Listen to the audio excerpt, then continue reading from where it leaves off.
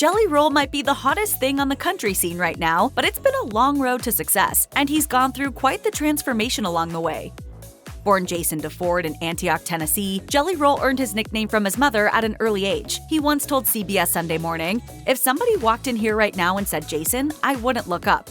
In the same interview, the singer conceded that his childhood didn't exactly prepare him for stardom, but neither did it open the door to a typical future. His father sold meat and earned extra cash being a bookie, and his mother experienced issues with addiction. He explained, "I knew my father booked bets. I knew my mother struggled with drugs. So to me, this was just what you did."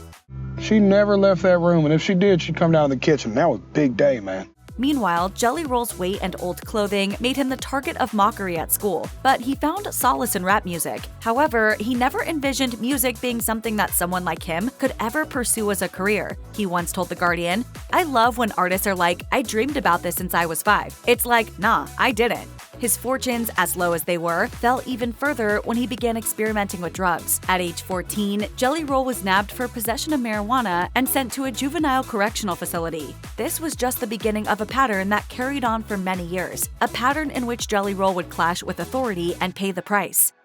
Jelly Roll's juvenile incarceration was sadly a precursor to the next decade of his life, which he would spend in and out of various correctional facilities. When he was 16, he was convicted on an aggravated assault charge. Tried as an adult, he was sentenced to 1.5 years in prison. At such a young age, Jelly Roll found that living behind bars wasn't necessarily worse than the life that awaited him when he was released. He told The Guardian, "Jail was like a high school reunion for me. You go in there, it's like, oh, you're still here? What's up, dude? The rotating door of the judicial system, it's rough, man." Looking back on his assault conviction, Jelly Roll feels nothing but regret, as he told Billboard, "I never want to overlook the fact that it was a heinous crime. This is a grown man looking back at a 16-year-old kid that made the worst decision that he could have made in life, and people could have got hurt."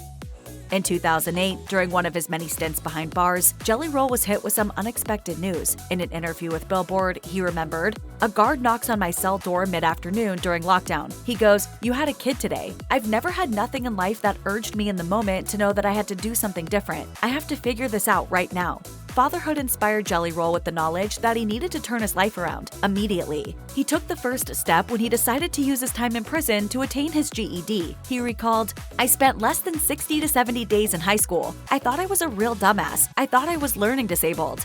However, he realized he had been selling himself short when he passed the GED exam after his first attempt. Looking back, Jelly Roll now sees the birth of daughter Bailey Ann as the definitive event in his life. He told People magazine, "It changed everything." Becoming a father compelled Jelly Roll to back away from drugs. He told The Guardian, "I didn't have a choice. It was me or them, and I had to learn to love myself." Jelly Roll's own relationship with drugs and alcohol is complex, in the sense that he has quit harder drugs but continues to drink alcohol and smoke marijuana. I quit smoking for almost 2 years, until recently.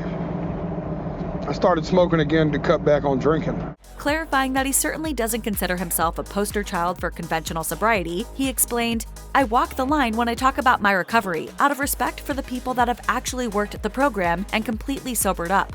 While Jelly Roll never undertook a 12-step program or went to rehab to deal with his addiction issues, he regularly visits rehab centers and juvenile facilities to offer encouragement to others. He told People magazine, "I always said that if I ever got in this situation, I would do everything I could to give back. The fact that just me showing up places can make people happy is such a gift, and I feel like if God gave me that gift, I should show up." The musician also recognized there are no absolutes in life, claiming that conquering addiction is a lifelong struggle, not a one-time thing. He said, "I mean, it still haunts me like the ghosts I know, but I tell you what, I don't think about doing no drugs today." Growing up just outside Nashville, Jelly Roll couldn't help but become aware of the country music scene. However, as a youngster, he found himself gravitating to rap music. At the time, he was influenced by the likes of rappers such as 3 6 Mafia, 8 Ball and MJG, and Underground Kings, and eventually became inspired to write his own raps. In fact, Jelly Roll was 9 or 10 when he composed his first rap song. By the time he hit the 8th grade, he was producing his own mixtapes, which he gave away to other kids at school. Even through his various stints in prison, he never lost interest in rap. It wasn't until his daughter's birth, however, that he decided the time had come to seriously pursue music as a career. In 2010, one of Jelly Roll's tracks, Pop Another Pill, caught some steam in the local rap scene. As he told CBS Sunday Morning, the song itself was indicative of the state of his self-confidence during that time. He said, "I have a line in that song to show you where I was at in my mental space, how insecure and how much I didn't believe in myself. I ain't got no single, no potential for the radio."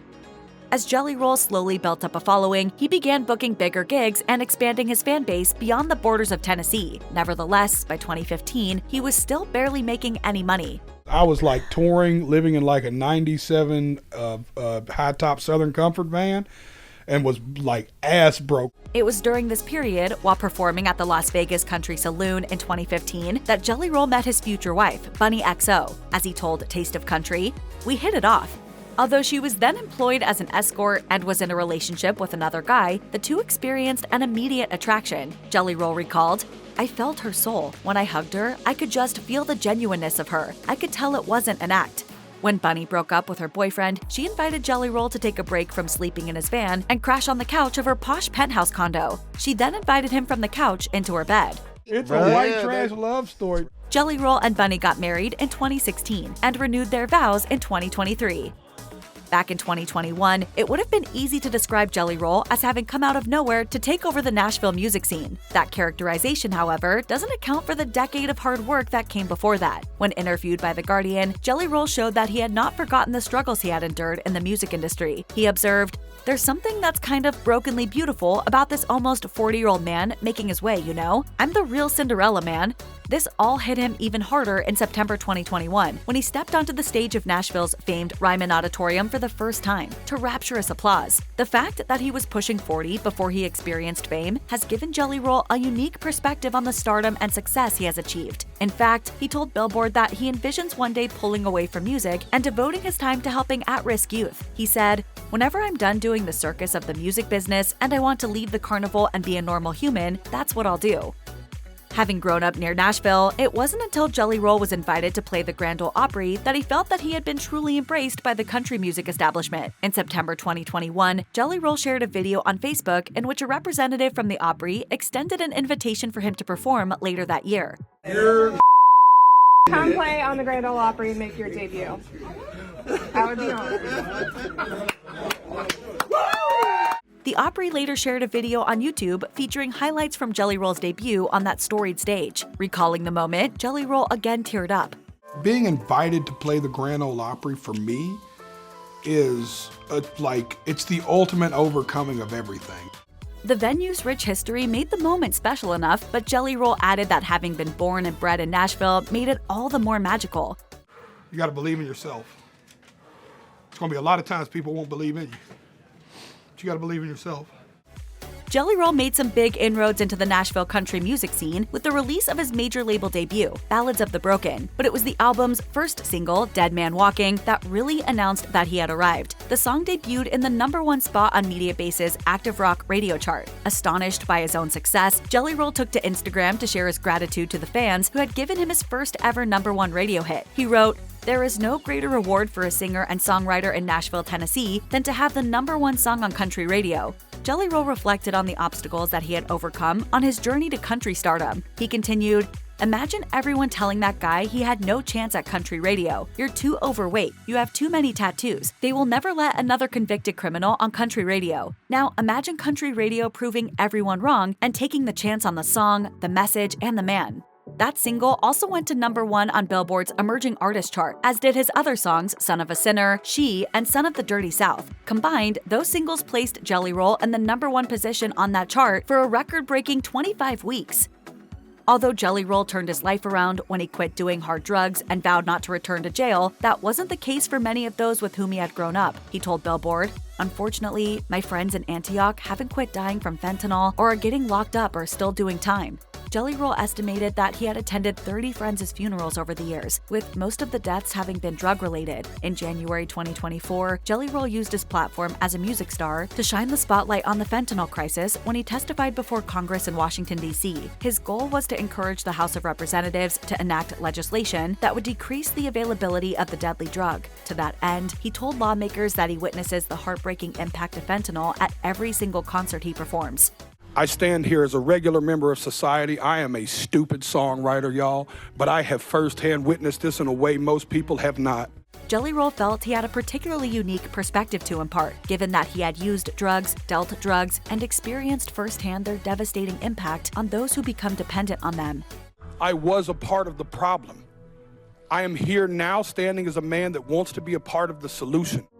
If you or anyone you know needs help with addiction issues, help is available. Visit the Substance Abuse and Mental Health Services Administration website or contact SAMHSA's National Helpline at 1-800-662-HELP. That's 1-800-662-4357.